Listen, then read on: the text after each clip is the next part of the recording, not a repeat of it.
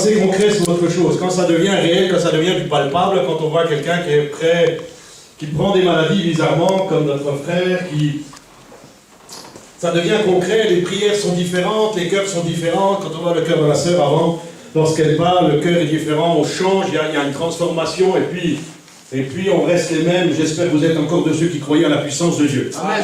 Parce que s'il n'y a pas la puissance de Dieu, vous savez, certaines églises, je continue à faire le tour des églises, vous savez, peut-être que je ne viens pas souvent, mais je continue à faire le tour des églises, et il manque la puissance de Dieu. Alors je suis allé voir les pasteurs, je me dis, il manque la puissance de Dieu, il manque du concret, il manque quelque chose dans vos églises. Il manque quelque chose, vous allez perdre des gens, vous allez perdre des familles, il y a des gens qui ne vont même pas se convertir, parce que ça manque de puissance. On parle, on raconte, on espère, mais au niveau du concret, on n'a pas grand-chose. Au niveau du concret, on n'a pas grand-chose, de vraies guérisons, de vraies délivrances, de vraies manifestations de Dieu, des paroles de connaissance, des prophéties, et toutes ces choses-là, il faut qu'on les ramène à l'Église. Parce que ça a été volé quelque part de l'Église, et dans certains endroits, ça n'existe même plus, et personne n'en veut. Personne n'en veut. Alors, les choses concrètes, moi je les ai vécues aussi, puis je crois que je peux vous remercier. Je ne sais pas si tout le monde sait par où je suis passé, ou par où je passe en ce moment. Si j'ai pas beaucoup de cheveux, c'est parce que je suis en chimiothérapie. Mais on passe par des moments extrêmement douloureux, mais dans ce moment de douleur, dans ce moment on voit la grâce de Dieu, la gloire de Dieu se manifester. Donc tout a commencé au mois de janvier, lorsque le Seigneur m'a donné mon premier rêve. Le bip de mes pompiers, j'ai un bip là, je suis pompier depuis 21 ans, et le bip a commencé dans ce rêve, il s'est arrêté. Et je me suis dit, là, il y a quelque chose qui ne va pas. Alors je suis allé voir mon chef de corps, je lui ai dit, tu sais, le Seigneur m'a parlé cette nuit, certainement, je vais m'arrêter, j'ai 56 ans, je ne vais peut-être pas faire pompier encore pendant longtemps. Je ne savais pas ce qui se passait dans ma vie. Un deuxième rêve, une semaine après, où le Seigneur m'a dit, tu vas maigrir de tant et tant de kilos. Ah, je me suis dit, là, il y a quelque chose qui ne va pas.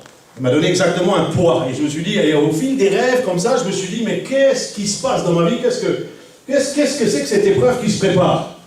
Et puis j'ai commencé à jaunir, à être jaune comme un poussin. Pendant le mois de janvier, début janvier, j'étais jaune comme un poussin, etc. Je ne vais pas tout raconter parce que ce serait long, mais finalement, je suis allé voir notre ami, un médecin, je lui dis, ben, je jaunis bizarrement, tout le monde me regarde bizarrement, je suis jaune comme un poussin, ouais. Cette maladie est très grave, c'est le cancer du pancréas. Donc voilà, on a détesté, on a vu, on a fait les choses, et le cancer du pancréas était là, il y avait une métastase déjà sur une veine, enfin des trucs et des machins. On a prévenu que j'allais mourir, ma femme était au courant, et etc. et patati et patata.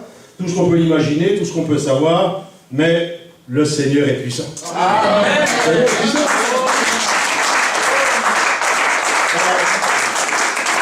Ah, c'est sûr que tu passes par des mauvais moments. Tu passes, le vendredi matin, tu bosses, hein, pour ceux qui savent et qui connaissent les chantiers, tu bosses, et le vendredi après-midi, on te dit, et j'entendais à Alkirch, ne le laissez pas partir. Ne le laissez pas partir, parce que celui-là, il va s'en aller. Et moi, je vais me tailler, aller prendre mon camion et aller faire du placo. Alors que le gars me disait, mais vous avez un cancer du pancréas. Vous allez peut-être mourir, c'est grave. La tumeur fait 24 mm, 8 jours après, elle faisait 40 mm. Alors, je dis ça parce que je m'en fous du cancer. Mais là où je m'en fous pas, c'est de la puissance de Dieu. Et je me dis, comment Dieu fait ces choses. Comme on a vu avec Sandy, le médecin tournait les pages. Et quand, vous savez, quand j'ai une habitude, c'est que là où je vais, je pose les mains, j'impose les mains. Ça fait plus de 20 ans que je fais ça. J'impose les mains sur le bureau, j'impose les mains sur les portes toujours, et toutes ces choses-là pour voir la gloire de Dieu. Et le médecin dit, oh, écoutez, non, attendez, non, écoutez, on vous opère telle et telle date, on passe. Si ça avait été des gens non chrétiens, je pense que le gars serait mort bientôt. Mais nous sommes des croyants, et Dieu a permis que quelques temps après je sois opéré. Et quand le médecin est venu, le chirurgien est venu dans ma chambre, il m'a dit, heureusement, si on ne vous avait pas opéré à ce moment-là, c'était fait. C'était fini pour vous 3 mois. Vous savez, quand c'est du pancréas, tu ne vis pas longtemps. Hein. Tu passes 3 mois et après c'est fait. Tout ça pour vous dire que Dieu conduit toutes choses, que ce soit pour Bruno, que ce soit pour les gens qui perdent. Dieu a le contrôle sur tout, pour autant que vous ayez la foi. Amen. Vous ayez la foi. Et ce matin, la parole était claire. Hein. Croyez. C'est vrai, je suis en chimio. Le jour de la chimio, de ma première chimio, je suis sorti, j'ai pris mon camion, je me suis changé, je suis allé travailler, poser des placos, hein, 1 heure après. On est contrôlé par Dieu. On a Dieu dans notre vie. Nous sommes dans le monde, mais nous ne sommes pas du monde. Nous sommes dedans, mais nous ne sommes pas du. C'est ce que je me dis. On est des croyants, on est des chrétiens. Ce matin, c'était très clair. Nous sommes le peuple de Dieu. Nous avons la puissance de Dieu. Et je pourrais raconter bien d'autres choses à travers cette maladie, comment Dieu a fait.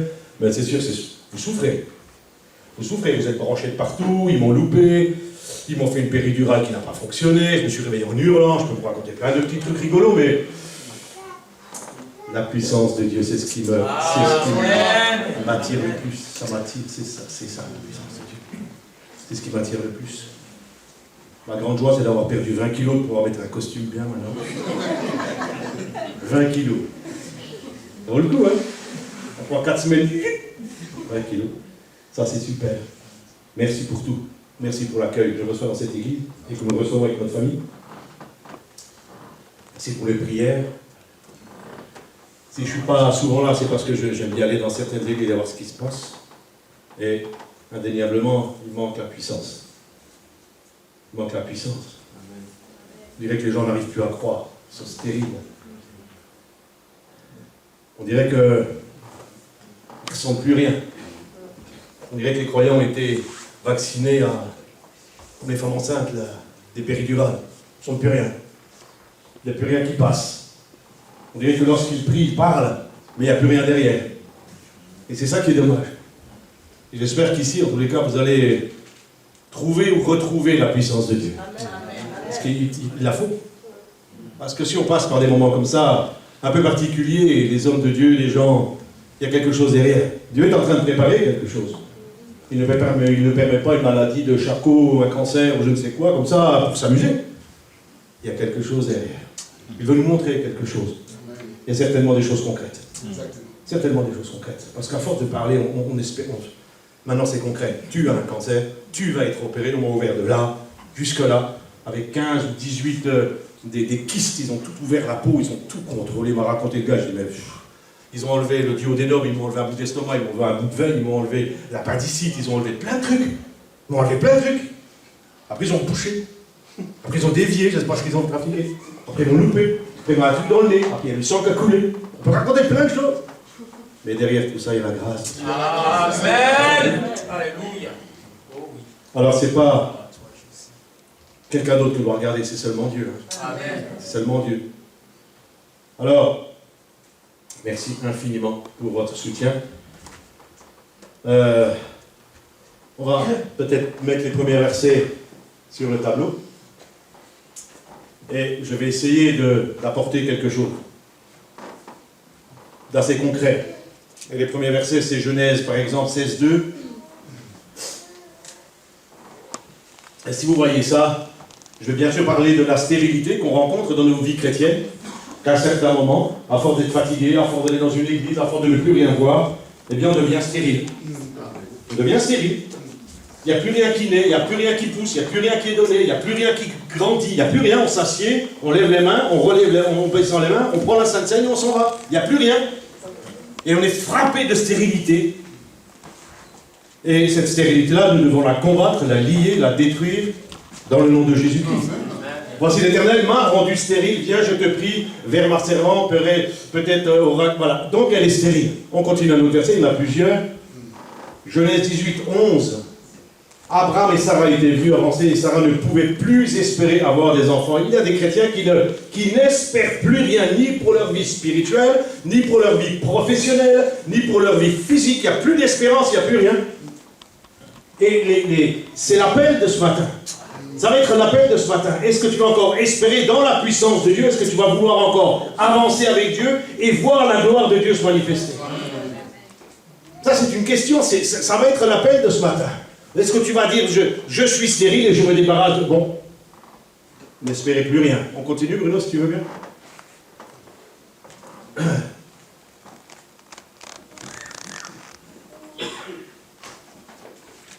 L'autre, c'était Genèse 18:14. Et pourtant, n'y a-t-il rien qui soit étonnant de la part de Dieu? On va être étonné par Dieu. Amen. Moi, je suis étonné par le passage que nous avons eu et que j'ai encore en moment, parce que j'ai 6 mois de chimio devant moi, plus 3 mois de repos, plus encore un peu de chimio. Mais on va être étonné de voir la gloire de Dieu se manifester. Même si des fois je titube ou je suis fatigué, c'est pas grave. Mais on va être étonné de voir la gloire de Dieu. Il y a quelque chose d'étonnant. Au temps fixé, je reviendrai vers toi, et cette même époque, et Sarah aura un fils. Alors c'était impossible. Impossible pour Dieu. Qu'est-ce qui est impossible à Dieu? Rien. Alléluia. Amen. Amen. Genèse 25, 20 et 21. Ouais. On va retenir peut-être ce verbe-là. Ah, c'est la solution à la stérilité. Isaac implora l'Éternel. Il n'a pas chassé un démon. Il a imploré l'Éternel pour sa femme, car elle était stérile. Je t'implore, parce que lève sur ma vie tout esprit et toute espèce de stérilité. Ça, c'est la solution pour ta vie ce matin. Il a imploré l'Éternel. Pas forcément un combat spirituel contre les démons.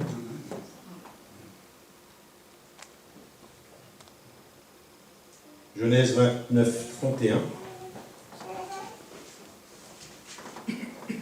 À votre avis, qui est-ce qui rend fécond et qui est-ce qui rend stérile dans tous ces versets?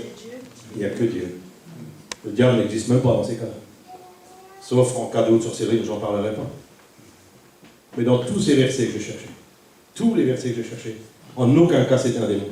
Ça a toujours été Dieu qui rend soit fécond, soit stérile. Et donc je me suis dit, eh bien là tu ne prêcheras pas le combat spirituel. On ne va pas prêcher le combat. Bibliquement, je n'ai pas le droit de prêcher le combat spirituel contre les esprits de stérilité ou de fécondité. Il implora l'Éternel. Je t'implore. Je t'implore.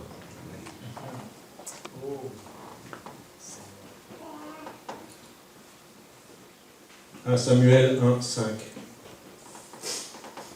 Mais il donnait à Anne une portion double, car il aimait Anne, que l'Éternel avait rendu stérile.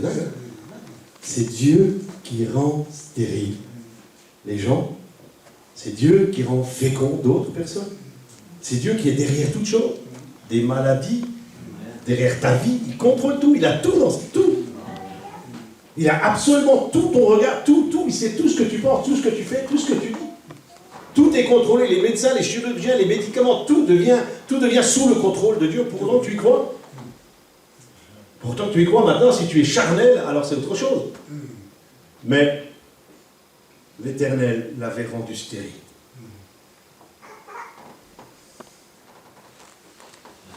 Et dans tous ces gens que j'ai choisis dans la parole de Dieu, il y avait...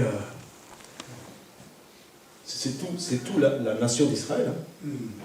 Abraham, Isaac, Jacob, Léa, Rachel, Bila, Zilpa, et tout cela, tout ça, ce sont les femmes qui ont mis au monde la nation d'Israël.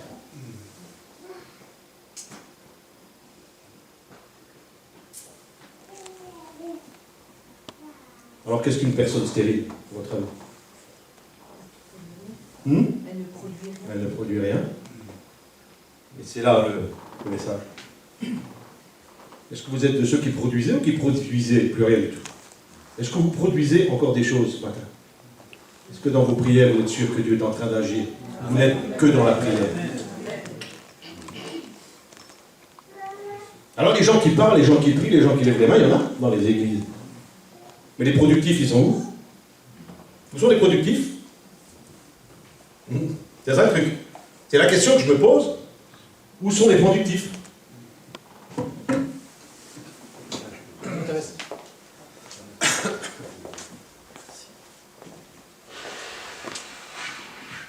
Parce que des gens qui parlent et qui racontent des choses, c'est bien. Mais le productif, c'est quelque chose d'autre, c'est quelqu'un d'autre. C'est quelqu'un qui a la foi. C'est quelqu'un qui sait que Dieu va faire des choses. Dieu va faire des choses. Il faudrait qu'il te pose la question ce matin jusqu'à la fin du message. Est-ce que je suis un productif ou je suis un stérile? Est-ce que je suis fécond ou je suis stérile? Est-ce que lorsque je prie, je sais que Dieu va agir? Ou je n'y crois plus du tout, mais je prie quand même au cas où?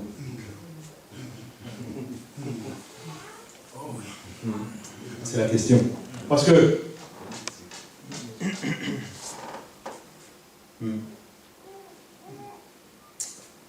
Alors, qu'est-ce qu'un croyant stérile? Il ne peut pas se reproduire. Il ne produit rien. Il ne sert à rien. Et il n'aboutit à rien. Est-ce que vous êtes dans ce cas-là? Il faut être honnête avec soi-même. Moi, je me suis posé la question. Est-ce que je produis encore du fruit aujourd'hui? Est-ce que je prie encore et je sais que Dieu va agir? Est-ce que je suis celui qui va voir la gloire de Dieu se manifester? Est-ce que je prends suffisamment de temps? Est-ce que je combats? Est-ce que je lutte? Est-ce que je veux voir la gloire de Dieu se manifester? Ou alors je fais simplement de la religion? C'est la question que je vous pose. Hein. La stérilité, c'est aussi le manque de contact. Est-ce que lorsque vous priez, vous avez du contact avec Dieu? Quels sont ceux qui sont en contact avec Dieu ou qui ont perdu le contact? Quels sont ceux qui ont perdu du contact? On peut perdre le contact. Hein. Vraiment très rapidement, moi je l'ai perdu pendant peut-être quelques semaines pendant que j'étais opéré. Parce que lorsque j'ai demandé à Dieu, mais moi je veux bien passer par la mort, c'est des fausses, c'est égal. Mais pourquoi? Sur quoi je vais me rappuyer? La parole de Dieu que tu me donnes, c'est laquelle? Eh bien, c'était dans Job, la parole. Et c'est quand Dieu dit, tu peux faire tout ce que tu veux avec Job, mais ne touche pas à sa vie. Alors j'ai su que je n'allais pas mourir. Quand j'ai reçu ça, j'ai dit, je ne vais pas mourir. Je vais certainement passer par des périodes difficiles, mais je ne vais pas mourir. Donc à partir de là, je pouvais avancer. Manque de contact. Est-ce que vous avez encore du contact avec Dieu ce matin? Est-ce que vous êtes de ceux qui avaient du contact avec l'Éternel? Ou est-ce que vous servez religieusement? Parce que les serviteurs religieux, il y en a un grand paquet, hein. Vous savez, il y en a. Hein. Et je parle, et je raconte, et je me mets là, et je dis, et je fais, et je tantine, et concrètement, à la fin du message, il n'y a rien du tout. On n'a pas de parole, on n'a rien, on ne voit rien, on ne sait pas ce qui s'est passé. C'est peut-être pour ça qu'il faut des épreuves, pour voir la gloire de Dieu. Alléluia. L'impuissance. Finalement, la stérilité, c'est une grande impuissance. C'est des gens qui sont impuissants, qui ne peuvent plus. Est-ce que vous y arrivez encore aujourd'hui à prier? Est-ce que vous avez encore un contact? Est-ce que vous êtes encore puissant? Est-ce que vous avez encore cette envie de prier? Vous avez baissé les bras? Quels sont ceux qui ont baissé les bras? Qui en ont marre de prier parce que rien n'aboutit? Peut-être qu'il y a de la stérilité, qu'il va falloir implorer l'Éternel pour sortir de là. Il n'y a pas dit qu'il faut chasser un démon. Vous ne serez pas libéré de démon aujourd'hui. Parce que la solution à la stérilité, il implora l'Éternel. Et sa femme devint féconde. Et ce matin, c'était merveilleux, cette louange. Des louanges comme ça, tire mon chapeau. Gloire à Dieu. On peut implorer justement l'Éternel. L'impuissance, impossibilité d'aboutir. Est-ce que tu vas jusqu'au bout lorsque tu commences à prier ou tu t'arrêtes avant? Est-ce qu'on va jusqu'au bout? Cela m'a montré un autre rêve, puisque c'est comme ça qu'il me parle, une vision. Pour telle et telle personne, je ne vous le dirai pas, c'est pas quelqu'un d'ici, c'est quelqu'un qui est profondément ancré dans d'autres religions. Il m'a montré comment je devais prier pour lui pour qu'il soit sauvé. Et bien je vous garantis, c'est que ce n'est pas gagné. C'est pas 10 mots dans la prière.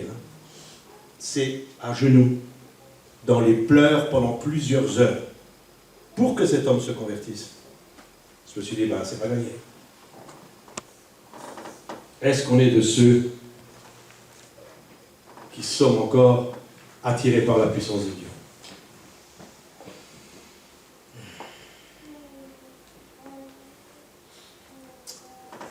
La stérilité, c'est aussi une sorte de blocage. Peut-être que tu es bloqué dans ta prière, tu ne sais plus quoi dire. Peut-être que tu n'as plus de vision. Peut-être que tu es face à un mur, parce qu'il n'y a plus rien. Tu ne sais plus quoi demander. Quels sont ceux qui sont dans cet état-là? Si on te demande de te lever ce matin et de prier pour quelque chose, tu vas dire quoi? Qu'est-ce qui te motive le plus?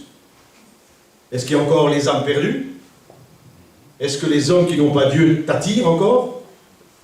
Est-ce que tu es celui qui maintient l'Église dans la prière jour et nuit s'il le faut? Pour que la puissance de Dieu se manifeste, qu'il y ait des guérisons, des miracles, des prodiges, comme dit la parole.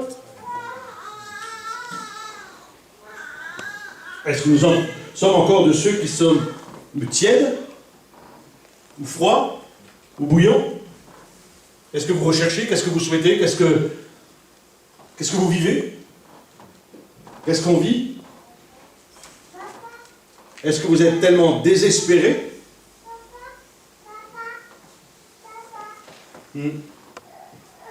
Alors c'est ça la question ce matin. Qui est stérile? Qui a besoin de puissance? Qui veut voir la gloire de Dieu se manifester? Qui veut voir des choses différentes? Qui veut voir... Alors j'ai pas dit des maladies, des choses comme ça. J'ai dit qu'est-ce que vous souhaitez voir, la puissance? Qu'est-ce que vous voulez regarder? Qu'est-ce que vous voulez? Les cas concrets, vous en avez? Est-ce que quelqu'un a un cas concret? Mais du concret. Je ne veux pas dire, oui, mais j'ai vu que... Non, non, mais du cas concret. Une maladie, une guérison. Un médecin qui tourne des pages. Un chirurgien qui opère et c'est pas lui qui va opérer, je ne sais quoi. Des cas concrets où on voit la main de Dieu agir. Des dates précises qui sautent parce que non, c'est comme ça, des dates, des choses concrètes. Des choses qu'on voit, des choses qu'on peut raconter parce que ça s'est passé. Pas des choses qu'on espère et qu'on pense et qu'on repense pendant des années. Parce que ça, il y en a plein. On raconte plein de choses. Moi, on m'a raconté plein de choses sur la maladie, alors tu peux même plus témoigner, tu sais même plus quoi dire, parce qu'ils sont à côté de la plaque. Parce qu'il n'y a plus la puissance, ils ne voient plus le miracle.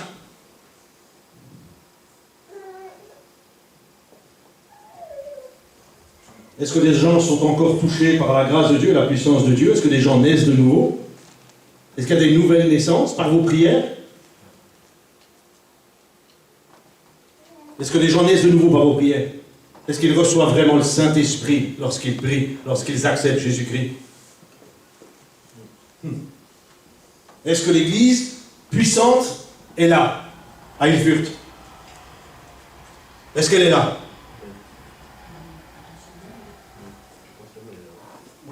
Amen. Amen, amen, il faut le dire oui. Il faut dire oui. Amen. Il faudra implorer l'Éternel pour être libéré de la stérilité. Celui qui rend stérile, c'est Dieu. Celui qui rend fécond, c'est Dieu. Donc, dans tous les cas, tu as le droit à Dieu.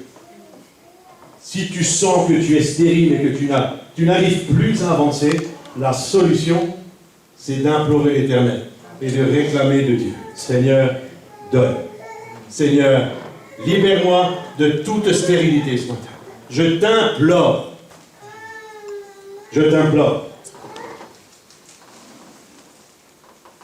Est-ce qu'on peut mettre Genèse 20, 18? Car l'Éternel avait frappé, donc je voudrais bien vous compreniez, celui qui frappe de stérilité, ça n'est pas un esprit, ça n'est pas un démon, c'est Dieu. L'Éternel avait frappé de stérilité toute la maison d'Abimelech à cause de Sarah, femme d'Abraham, parce qu'il avait menti, etc. C'est Dieu qui fait. Des fois, derrière un péché, derrière une erreur que nous avons faite, que nous avons commise, derrière une erreur, un péché, quelque chose, eh bien, il y a de la stérilité. C'est pour ça qu'on doit implorer l'Éternel. Je me suis trompé. J'ai péché contre l'Éternel. J'ai fait une erreur grave. Et ce matin, dans le nom de Jésus, je m'en sépare. Pour n'être plus un stérile, mais un fécond. Amen.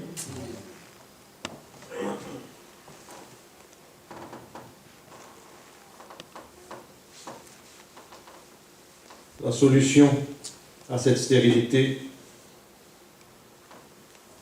c'est d'implorer Dieu. C'est de l'implorer.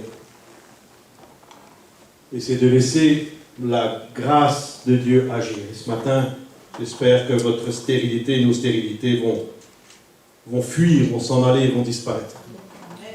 Disparaître. Pour que l'Église grandisse, pour qu'il y ait des baptêmes, qu'il y ait des guérisons, les gens qui vont être touchés par la grâce de Dieu. Ça va se faire. Et ça se fait. Ce sont les promesses de Dieu. Alors qu'est-ce que c'est implorer l'Éternel quand vous allez souhaiter peut-être devenir fécond tout d'un coup? Le truc c'est de reconnaître, la première chose c'est de reconnaître, oui moi je suis un fécond ou alors un stérile. Quels sont ceux qui sont stériles?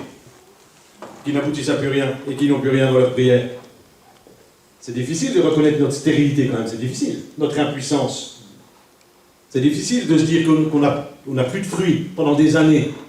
Je suis une église, mais j'ai plus rien, je suis fade, je suis en train de mourir, je suis en train de tiédir. Vous êtes dans ces cas-là?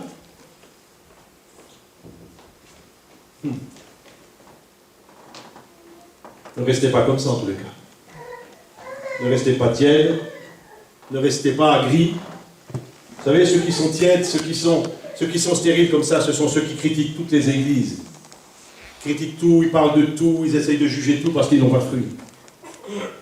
Et dans certains endroits où je suis allé, j'ai rencontré des gens comme ça. Je ne peux rien dire. Ils sont tellement mal dans leur vie, ils ont tellement mal à leur foi, ils sont tellement mal, il n'y a plus de fruits depuis des années.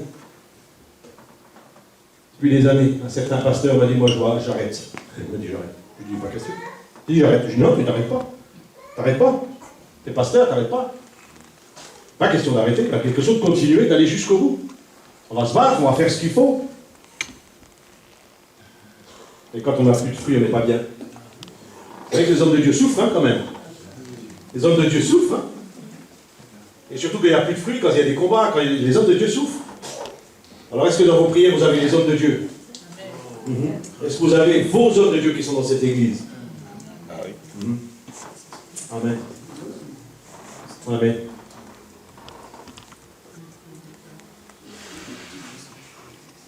La solution à la stérilité, c'est prier, appeler, crier, demander, pleurer, réclamer, solliciter, supplier.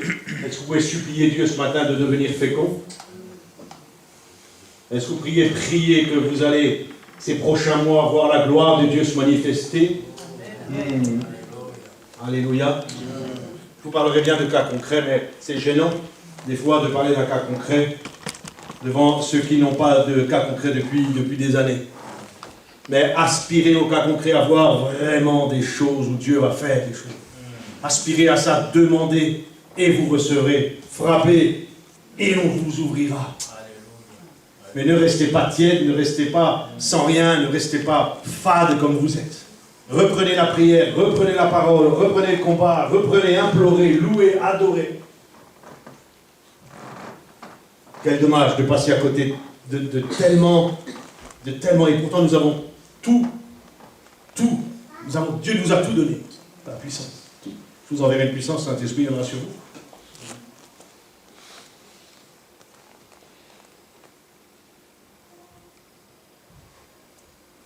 Quels sont ceux qui sont tristes dans l'Église? Cette tristesse est tellement cachée à l'intérieur. Quels sont ceux qui sont déçus parce qu'il n'y a plus rien? Quels sont ceux qui viennent à l'Église, mais au fond d'eux, il n'y a plus rien, c'est vide, le vase est vide. Ouais. Mais la solution, elle est dans la parole de Dieu. Elle peut restaurer, elle peut renouveler, elle peut refaire quelqu'un tout neuf, tout beau. Genèse 25, 21.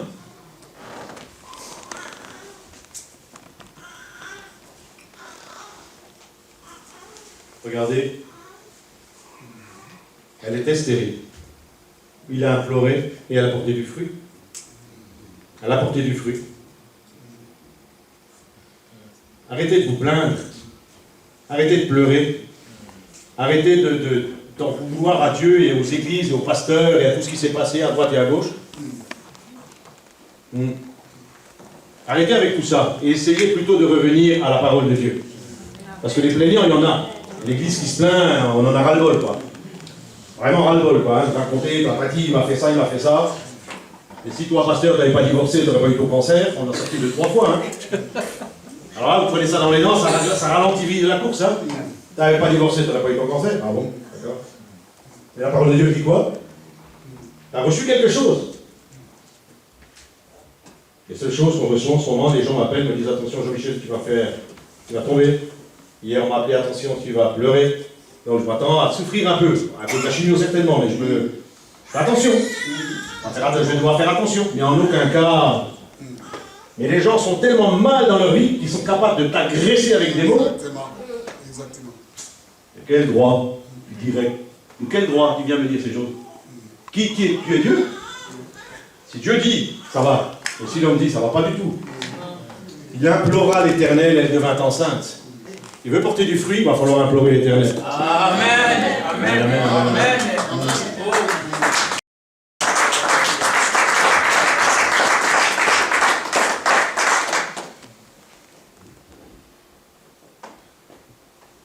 On pourrait aller dans quelques versets encore. Exode 32, 11. Moïse implora l'Éternel son Dieu. Moïse. Alléluia. Tous les hommes, tous les grands hommes de Dieu un jour se sont rendus compte de leur stérilité, de leurs problèmes. Et tous les hommes de Dieu ont su ce qu'il fallait faire. Jamais un homme de Dieu n'a chassé un démon. Il a toujours dit, j'implore l'Éternel. Alléluia. Moïse a imploré l'Éternel. Ne détruis pas tout. Souvenez, s'il en reste 20, s'il en reste 10, sauve Sodome et Gomorrhe. Vous vous souvenez? Il implore l'Éternel. Il n'y a pas de combat spirituel dans ce cas de figure. Alléluia. 2 Rois 13, 4.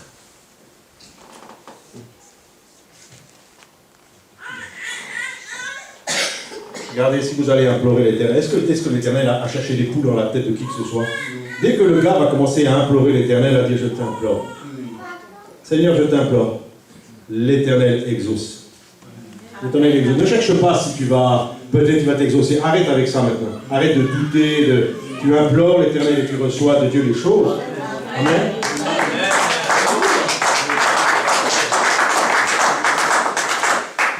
Retenez ça au moins ce matin. Il implore à l'Éternel et l'Éternel, point. Il n'y a pas t'es comme ça, t'as triché, t'as menti, t'as fait ci, t'as fait ça.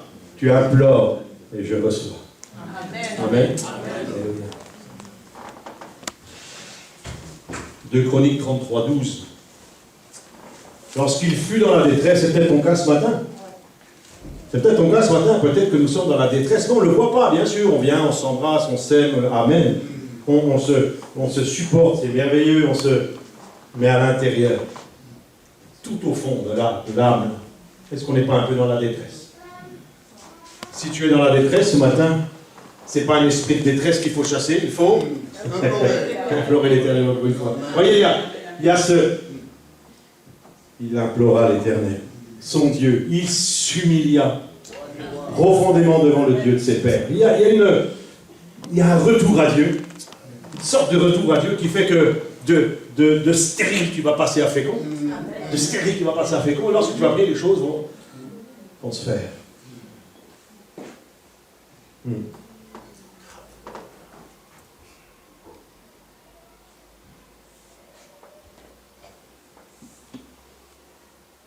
On va aller sur Jonas 4.2, on va sauter l'autre verset là. Jonas 4.2, il implore à l'Éternel, encore une fois, vous voyez tous ces hommes n'ont pas chassé l'esprit ni de stérilité, ni de quoi que ce soit. Ils savaient qu'ils étaient dans la détresse, ils savaient qu'ils ne portaient plus de fruits, ils savaient qu'ils n'avaient tout tissé, n'a plus rien. Ils n'ont pas cherché le diable, des démons, des choses comme ça, ils n'ont pas cherché un ministère de délivrance. Ils ont cherché Dieu, l'Éternel. Parce qu'en implorant l'Éternel, l'Éternel exauce. Amen. Et là, il y a quelque chose de différent dans l'Église. Et j'étais surpris. Je cherchais partout. Je disais, c'est surprenant de ne pas trouver de combat spirituel. Pas de combat spirituel. La solution, c'est j'implore Dieu. Amen. J'étais surpris. Ça m'a surpris. Et puis,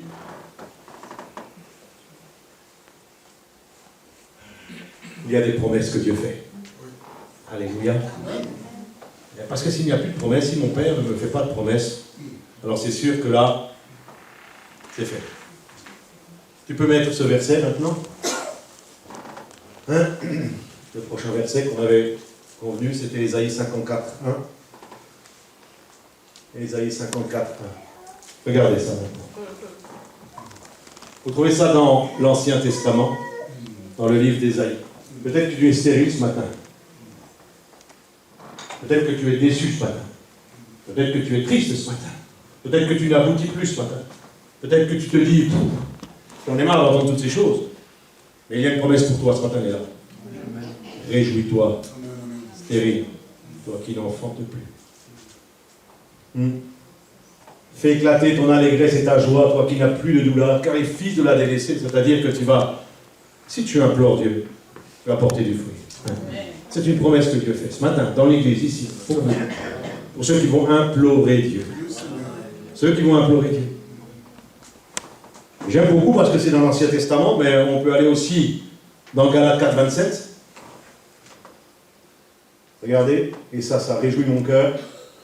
Galates 4, 27, on est dans le Nouveau Testament et on a la même puissance. Réjouis-toi, stérile, toi. On peut dire, ouais, l'Ancien Testament, c'est l'Ancien Testament. Mais ça, c'est le Nouveau Testament. Ah, c'est le Nouveau Testament. Et ça, et je vous dis, 2 fois la même promesse pour les anciens et pour les nouveaux. Et je me dis, c'est les enfants de la délaissée. Je me dis, c'est la puissance de Dieu. Et la promesse est là. Alors peut-être que demain, il y a un réveil. Amen. Peut-être que demain, ça va souffler. Peut-être que demain, Dieu va faire quelque chose pour ceux qui n'ont pas Jésus. Peut-être que Dieu va toucher les églises. Et qui vont reprendre la prière. Priez pour les églises qui ont perdu la prière et qui ont perdu la foi. Réjouis-toi. Parce qu'en implorant, Dieu va t'exaucer. Et alors tu vas porter du fruit. Tu vas porter du fruit. Des enfants, le Seigneur m'a montré des enfants qui naissaient de nouveau entre 5 et 7 ans. Mais baptisés de l'esprit, pas petit bébé, est-ce que tu veux donner ta vie à Jésus? Oui, papa, je donne ma vie à Jésus, tu n'as rien reçu? Non, non. Baptême dans le Saint-Esprit, je parle plus de... Je ne peux pas aller trop loin dans ces choses-là parce que ça touche quelques-uns de là, mais j'ai vu ça. Le Seigneur m'a montré ça. Et j'ai prié pour ça. Et il y a eu quelque chose. Et j'espère que ça va continuer.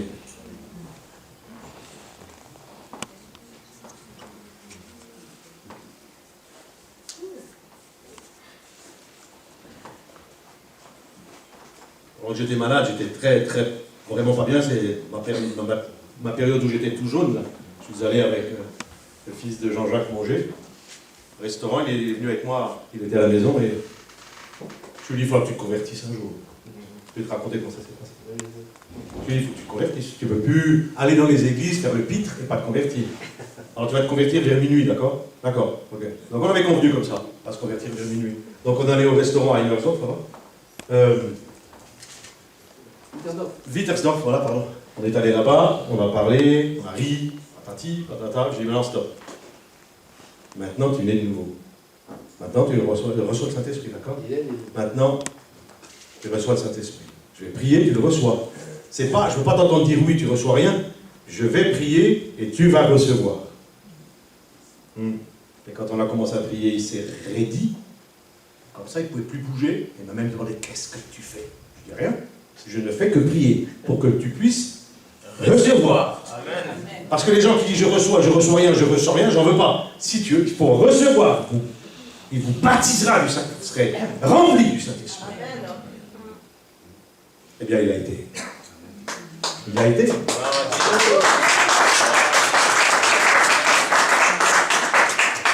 Et aujourd'hui, c'est le pasteur Daniel, notre pasteur, et Jean-Jacques, je crois qu'ils l'ont accompagné à Bordeaux dans l'église, hein, vous l'avez accompagné lui-même dans son église, qui suit encore en ce moment, il suit les cours bibliques, et il a une amie dans cette église, alors ça a l'air de bien aller. Ça a l'air de bien aller, mais c'est pas grave, c'est pas tout au courant, je suis le pasteur. Ouais, bon, ok. Amen. Des choses concrètes. Des choses concrètes. Sinon, c'est de la stérilité. Alors, on peut tous raconter une petite histoire, mais des choses concrètes où on voit la gloire de Dieu se manifester, la puissance de Dieu agir.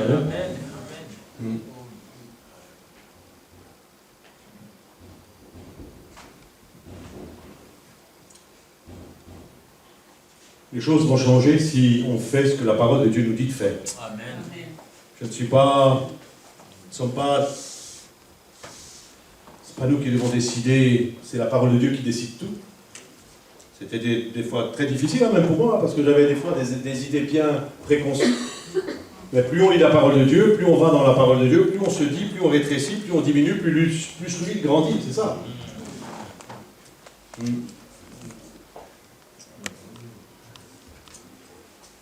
Quels sont ceux d'entre vous qui priaient sans succès? Vous priez, mais il n'y a rien derrière. Vous êtes habitué à prier sans plus rien espérer. Vous levez la main?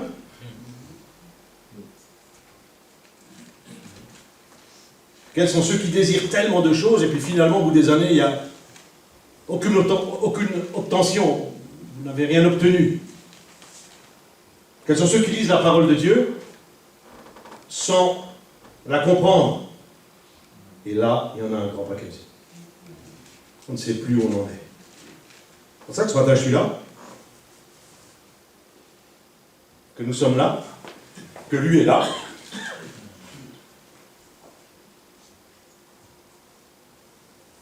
Et j'ai marqué, finalement, vous êtes déçus, découragés. Qui est déçu, qui est découragé? Maintenant, vous levez la main. Qui est déçu, qui est découragé? Vous osez? Nous sommes déçus, découragés, et nous avons besoin d'implorer l'Éternel. Il nous faut implorer Dieu ce matin pour retrouver une sorte de fécondité et de voir la gloire de Dieu se manifester. Ne restez pas comme vous êtes, avec l'âme qui pleure, parce que le Seigneur me le montre et je le sais. Je sais que l'Église souffre, je sais que les chrétiens souffrent, je sais que les chrétiens ont besoin de quelque chose. Là, il y a une solution, c'est peut-être pas toute la solution, mais en tous les cas, il y a une solution, c'est je t'implore pour que tu me libères de toute stérilité. Je t'implore ce matin. Donc on va passer à ça, on va prier. On va prier ensemble, vous allez rester à vos places, vous allez peut-être vous lever, peut-être toute l'Église va se lever, et on va implorer l'Éternel pour que l'Église grandisse, pour que l'Église, pour que vous-même vous soyez débarrassés de toute stérilité, et que ces prochains temps, vous puissiez voir concrètement la gloire de Dieu. Concrètement, des choses concrètes que vous allez pouvoir, comme ce matin, le frère Patrick a partagé, des choses concrètes, des choses qu'on voit. Amen. Est-ce qu'il y a des questions sur la stérilité, la fécondité et la manière de s'en débarrasser? Est-ce que quelqu'un a une question? Est-ce que quelqu'un veut parler de quelque chose?